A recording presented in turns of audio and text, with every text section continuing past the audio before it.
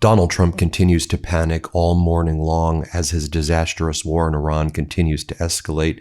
Donald Trump is now saying he wants the United States to withdraw from NATO. Donald Trump gave interviews with The Telegraph and with Reuters. In both interviews, he said he wants the U.S. out of NATO. He says NATO is a paper tiger.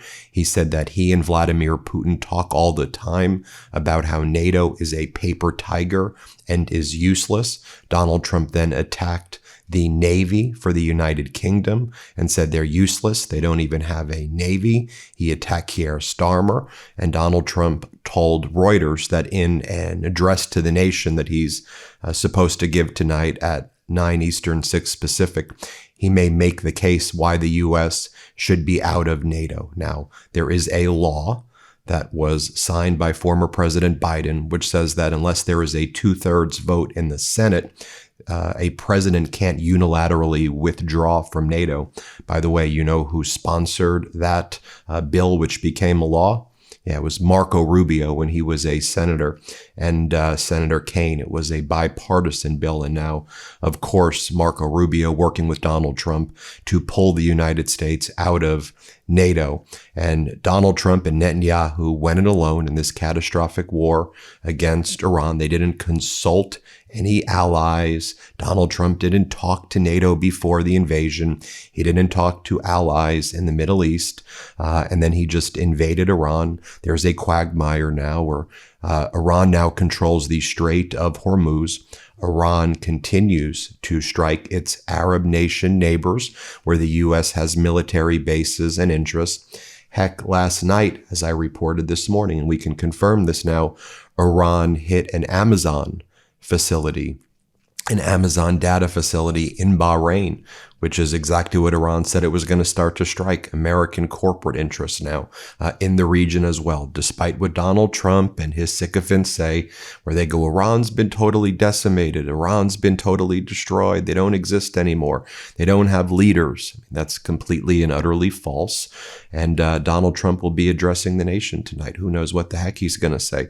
Lots of people also believe that Donald Trump may be saying he's going to, withdraw from Iran and just let our, former allies deal with the problem with the Strait of Hormuz. We're just going to bail on it. We're not going to do anything because, as we head into Easter this weekend, the stock market closes down on Friday. And so perhaps Donald Trump will try to do a ground invasion and use the disinformation that's being spread as a way to do a ground invasion. But the reality is Donald Trump lies about absolutely everything.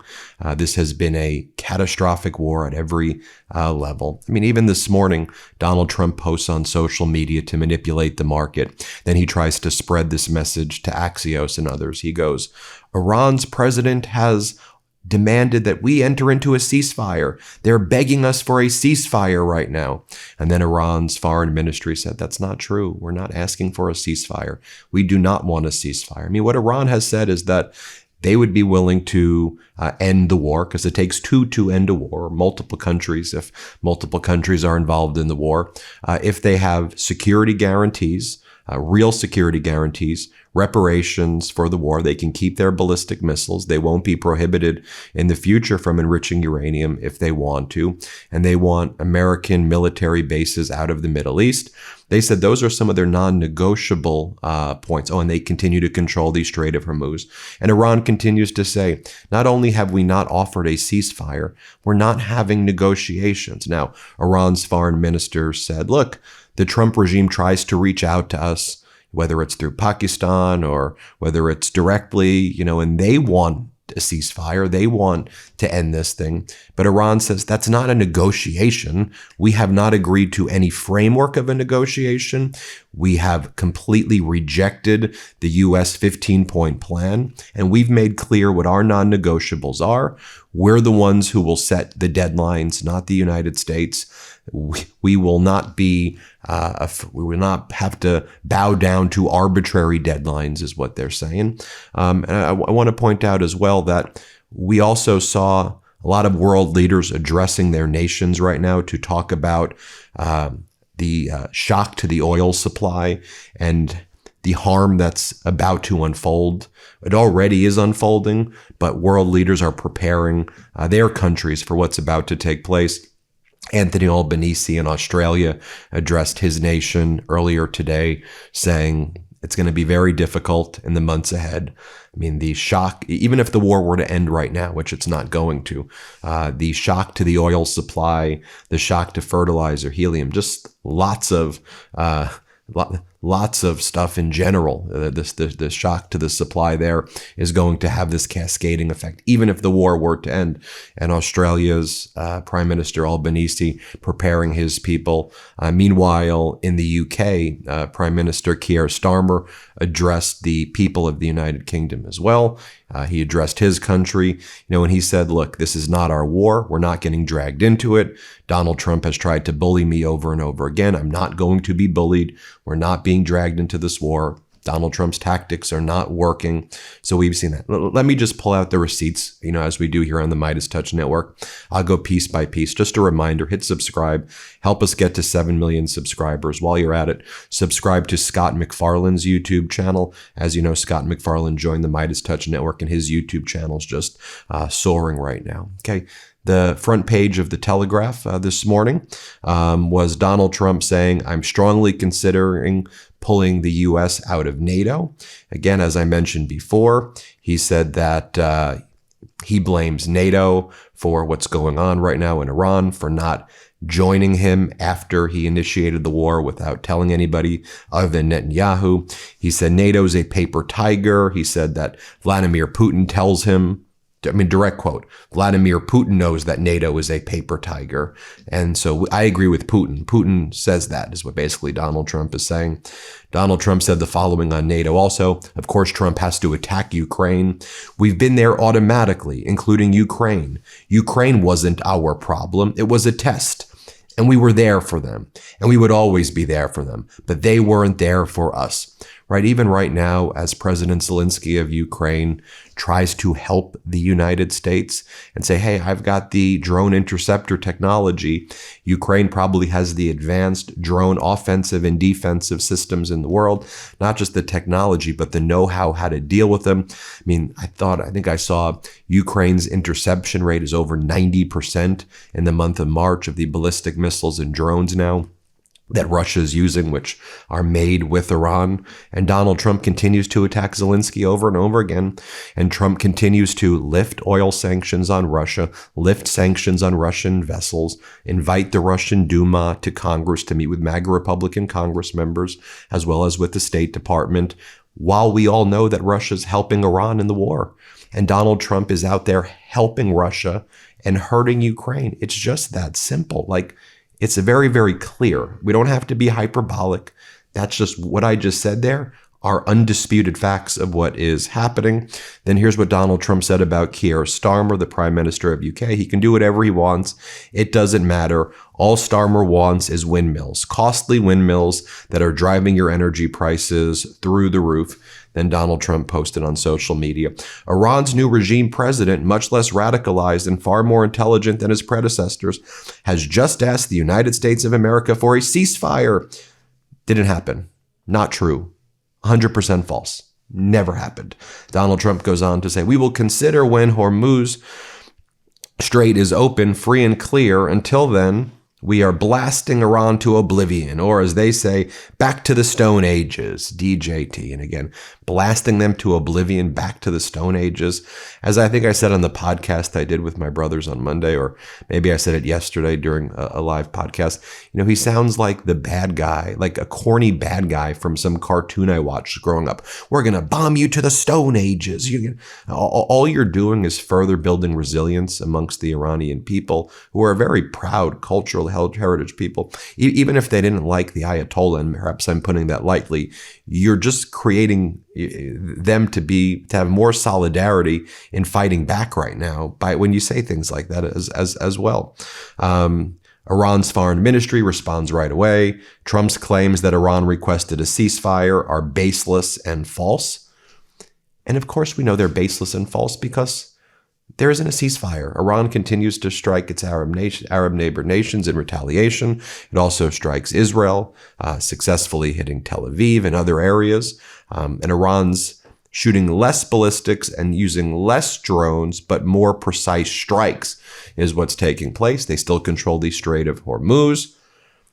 It has a leadership structure in place that's actually more for controlling the Strait of Hormuz and not ending the war than what the prior leadership was. But it's still the Islamic Republic. You know, it's a complete catastrophe for the United States. Again, he continues to attack the UK. You don't have a navy. You don't have this. You don't have that. I mentioned some other incidents, the Bahrain incident involving the Amazon facility, Israel and Tel Aviv. UAE continues to get hit by Iran. Kuwait continues to get hit. Remember, a Kuwaiti ship off the coast of Dubai got hit. Qatar's defense ministry said that 3 missiles were launched from Iran, adding that while 2 were intercepted, 1 hit an oil tanker leased by Qatar Energy in Qatari waters. Now, Qatar Energy already declared a force majeure, and 20% of its facility, its LNG facility, has already been shut down as a result of the Iranian strikes after the U.S. And Israel hit the South Pars facility in Iran. Iran hit the northern facilities in Qatar. Remember, that was like a week and a half ago. So Qatar Energy is reeling. That's what you get, Qatar, when you give Donald Trump a jet. You give him a big jumbo jet, and you get, as Donald Trump would say, bomb to the Stone Ages, or bomb to oblivion right there. As I mentioned, Trump spoke with the Reuters folks as well. Trump told Steve Holland in a brief interview he will express his disgust for NATO at tonight's speech, and that he is absolutely considering withdrawing the United States from NATO. Trump says the United States will be out of Iran pretty quickly. And then Donald Trump said, we may still continue to do spot hits if needed. By the way, that's why Iran doesn't want to do a ceasefire. One, they don't want to negotiate with the United States because they know the United States is a bad faith actor in any negotiations. The last 2 times there were negotiations, Trump used the negotiation to invade in the middle of a negotiation where there were, by all accounts, based on the independent mediators in the room and other independent sources in the room, like the British National Security Advisor, there was a deal to be made. And perhaps a deal to be made that was stronger than even Obama's deal. But Trump and Netanyahu invaded anyway. And, you know, everything since then has continued to escalate and escalate. And, you know, and so why would Iran want to even do a negotiation in the first place? Why would they want to do a ceasefire? Why would they want, you know, if they know that the U.S. is just going to build up and do spot hits? No matter what. That's why they said we need security guarantees, because otherwise this is going to keep on happening over and over again. We know that the United States munitions and Israeli munitions are running out. They know that. It's not like a secret to them. They're aware. They know how unpopular this war is in the United States. It's not a secret to them. Why would they agree to a ceasefire when they could drag this out for many, many, many more months and cause more pain if they're not going to get anything in return? I mean, that's just one of the things right there. Meanwhile, Donald Trump's approval, according to a new CNN poll conducted by SSRS, how Trump is handling his job as president, 35% approved, 64% disapproved. Similar to, I think it's lowest in the CNN poll. We saw the UMass Amherst YouGov poll where Trump's approval was only at 33%. You look at CNN's poll and Donald Trump's handling of the economy. Right now, it is at 31%, 69% disapproved. I mean, these are truly just horrific and ugly numbers for Donald Trump. I'll just show you quickly what Prime Minister Keir Starmer said on Iran. These are very short clips, but I want you to hear what he said. Here, play this clip. Well, it's very important that we're clear. There's been a good deal of pressure on me to change my position in relation to joining the war, and I'm not going to change my position on the war. So whatever the pressure, whatever the noise, I'm the British Prime Minister and I have to act in our national interests. And here's what he said about Trump trying to put pressure on him. Let's play it. Well, I do think that we should strengthen our cooperation on defence, security, energy, emissions and the economy. And on the economy, the steps we've taken so far have been in relation to the single market. And I'm ambitious that we can do more in relation to the single market. And ultimately, for Keir Starmer, it's about strengthening the relationship of the UK with the EU, moving away from, the special relationship with the United States, European Union, Ukraine, Canada, Australia, forming a strong bond. I think NATO pretty much only exists right now in name only, while it's sad to say that. Trump delusionally believes that he is allied with Putin while Putin helps Iran destroy the United States. And, there was this front page of The Economist that has Xi Jinping on it. And the front page from today says, "Never interrupt your enemy when he's making a mistake." The Economist writes, "We spoke to diplomats, advisors, scholars, experts, current and former officials in China. Almost all of them see the war in Iran as a grave American error.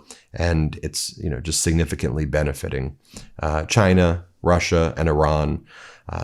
So what's the U.S. doing today as well?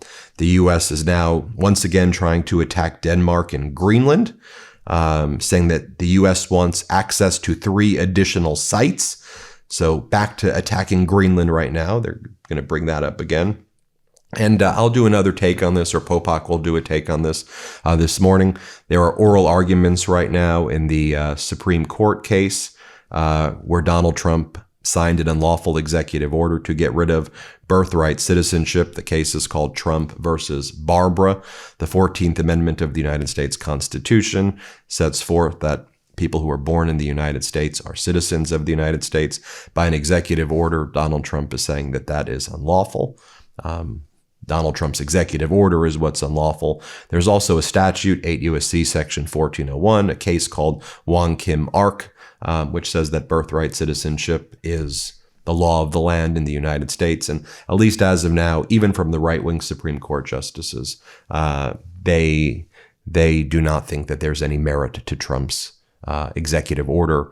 And it seems that Trump's going to lose, and Trump's actually in the Supreme Court right now watching what a loser he is. So we'll keep you posted, of course, all these things throughout the day. Hit subscribe, help us get to 7 million subscribers. We appreciate you as always. Want to stay plugged in? Become a subscriber to our Substack at MeidasPlus.com. You'll get daily recaps from Ron Filipkowski, ad-free episodes of our podcast, and more exclusive content only available at MeidasPlus.com.